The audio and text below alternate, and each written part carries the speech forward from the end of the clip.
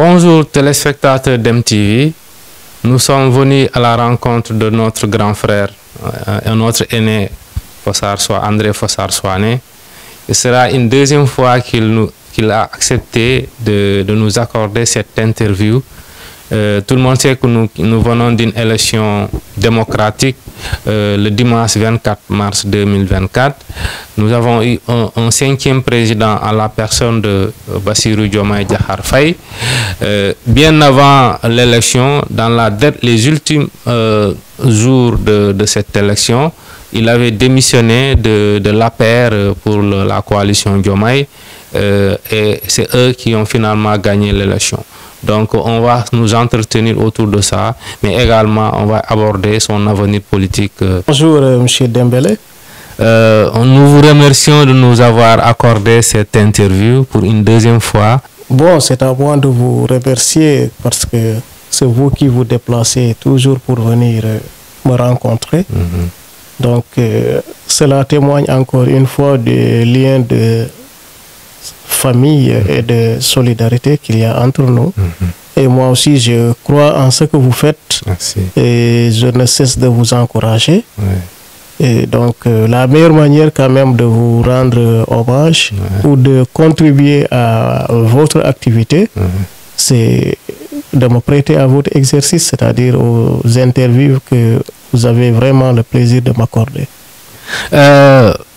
Présentez-nous, est-ce que vous pouvez vous présenter pour une seconde fois, certainement pour les nouveaux abonnés de notre chaîne?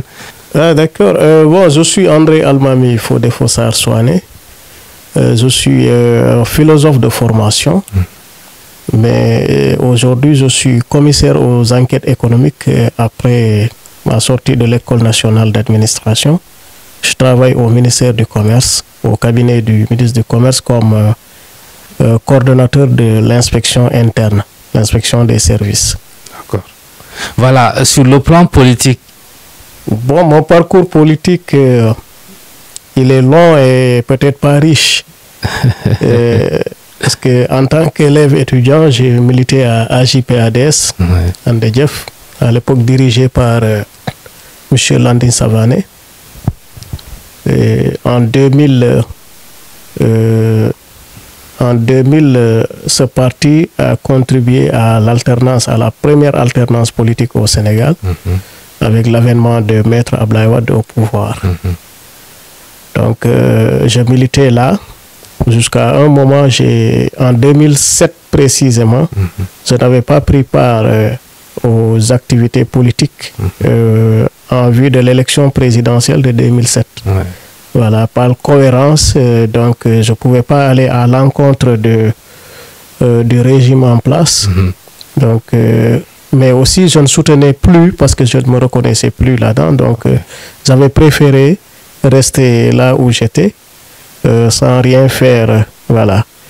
Je n'avais même pas voté pour vous dire en 2007. Ah oui? Oui, parce que je pensais qu'il y allait y avoir un deuxième tour. Ok. Donc, comme je devais me déplacer de Rufisque où j'étais en service vers Kolda, donc j'avais dit que j'allais rester, attendre le deuxième tour. Et heureusement ou malheureusement, pour les autres, il n'y a pas eu de deuxième tour. En 2012, par contre, je m'étais engagé pour l'alternance parce que je disais qu'en 2007, j'avais raté pour faire changer le président Wade. Et en 2012, c'était la bonne occasion de soutenir Macky Sall pour quand même évincer Wade du pouvoir. Et ça a été positif. On a gagné. Avec Macky, on a cheminé en 2019. J'ai largement battu et bien battu campagne pour sa réélection. Maintenant, en 2024, il ne fallait pas qu'il soit candidat, donc il n'a pas été candidat. Et celui qui l'a désigné ne faisait pas l'unanimité, n'avait pas tous les soutiens qu'il fallait.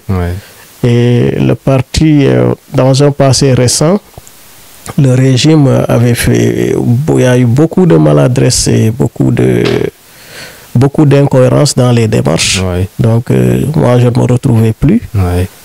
Et en même temps, j'observais de l'autre côté le vent du changement qui soufflait, la soif la soif révolutionnaire, je parle de révolution, la soif révolutionnaire qui était dans le cœur de la plupart des Sénégalais et particulièrement des jeunes. Bon, je ne pouvais pas être insensible à cela, donc j'ai dit que le moment est venu de contribuer à une troisième alternance au Sénégal et je me suis engagé. Donc cela veut dire que vous avez contribué à deux alternances au Sénégal? Trois alternances. Trois alternances. Trois alternances. J'ai contribué à la première alternance en 2000, la deuxième en 2012 et la troisième en 2024. Ah oui, mais comment ça? Non, mais vous savez, les alternances, c'est des moments de respiration démocratique. Ouais. Donc, comme on se dit démocrate, donc c'est la volonté populaire que l'on suit. Et cette volonté populaire, il faut savoir l'écouter. Il faut savoir déceler les signes avant-coureurs de l'horizon vers lequel le peuple se dirige. Il faut le savoir. Donc, il ne faut pas être têtu ou bien il ne faut pas faire le militantisme aveugle. Il faut être éclairé, il faut savoir. Moi, ça ne me dérange pas de changer de camp. L'essentiel est que ce soit du côté du peuple ou de la majorité démographique. D'accord, nous allons en parler plus tard. Maintenant, pourquoi, selon vous, le candidat de Benno Amadou Ba ne faisait pas l'unanimité? Bon, je ne sais pas exactement pourquoi il ne faisait pas l'unanimité, parce que ceux qui ne le suivaient pas, chacun peut-être a ses raisons personnelles. Moi, personnellement, je faisais partie des premiers à demander à ce que le parti prépare un candidat pour la prochaine élection, c'est-à-dire l'élection qu'on vient de faire. Au même moment, d'autres soutenaient que le président Macky Sall avait droit à une autre candidature. Donc, je n'étais pas de cet avis. Je pensais que Amadou Ba avait le profil pour le préparer et le soutenir. Mais il y a eu tellement de réticences que c'est comme si c'est malgré nous qu'il a été choisi candidat. D'ailleurs, vous n'êtes pas sans savoir qu'il y a eu des concertations parmi tous les aspirants, avec tous les aspirants qui ont été reçus par le président Moustapha Niasse, qui a fait un rapport au président du groupe de la coalition Benno Bokk Yakaar. Et le choix consensuel, c'était Amadou Ba. Mais il est toujours resté dans le camp de ce Benno et particulièrement au niveau de l'APR, de grands responsables qui n'adhéraient pas à cette décision du président. Pourtant, ils avaient pris l'engagement tacite ou express de soutenir celui qui allait sortir de ces concertations. Et ils ne l'ont pas fait, malheureusement. Bon, oui, ils ne l'ont pas fait. Il est même arrivé un moment où des cadres de l'APR s'attaquaient ouvertement à Amadou Ba, sans que le président de la coalition Benno Bokk Yakaar ne dise rien. Effectivement. Donc, et quand Amadou Ba n'était plus Premier ministre, au même moment, ceux qui l'attaquaient sont restés dans le nouveau gouvernement et ils ont même été renforcés. Ça, c'est au su de tout le monde. Par contre, certains qui étaient considérés comme proches collaborateurs ou bien fervents défenseurs ont été plus ou moins écartés. Absolument. Dans la gestion des affaires. Quelle lecture en faites-vous? Donc tout ceci, moi, ma lecture, c'était que voilà, le cœur n'y était pas. Donc l'APR, le noyau dur de l'APR ne portait pas la candidature d'Amadou Ba. Et le Benno sans l'APR, c'était pas grand-chose. Donc du coup, j'ai dit que moi, je peux pas être dans le flou, j'ai du mal à évoluer dans ce clair-obscur et j'ai pris mes responsabilités. Et pour vous, qu'est-ce qu'on aurait reproché à Amadou Ba, le candidat choisi? Bon, je ne sais pas, parce qu'ils n'ont pas étalé de reproches. Ils n'ont pas fait de reproches. Bon, ils n'ont pas fait de reproches, comment dirais-je, de reproches objectifs. Parce que, bon, peut-être que, je ne sais pas, c'est subjectif. Ouais. C'est subjectif, mais objectivement, Ouais. je n'ai pas vu d'éléments qui font que Amadou Ba ne pouvait pas être légitimement le candidat de Benno Bokk Yakaar. Selon certaines sources, beaucoup avaient compris que Amadou Ba n'allait pas gagner l'élection, qu'il n'était pas le candidat idéal, qu'il devait pas être choisi à la place d'autres. Non, mais ils ne peuvent pas dire qu'il n'allait pas gagner l'élection. Il n'est pas le seul. C'est eux, ceux qui disent qu'il n'allait pas gagner l'élection, c'était à eux de l'élire. Ouais. C'était à eux de travailler pour son élection. Eux, qu'est-ce qu'ils ont fait pour qu'il soit élu contre ceux qui font autre chose pour qu'il ne soit pas élu. Donc c'est ça, mais vous ne pouvez pas rester sur place et dire qu'il ne va pas gagner. Non, alors que c'est vous qui devez être l'acteur de la victoire. Est-ce qu'ils n'ont pas alors travaillé pour sa chute?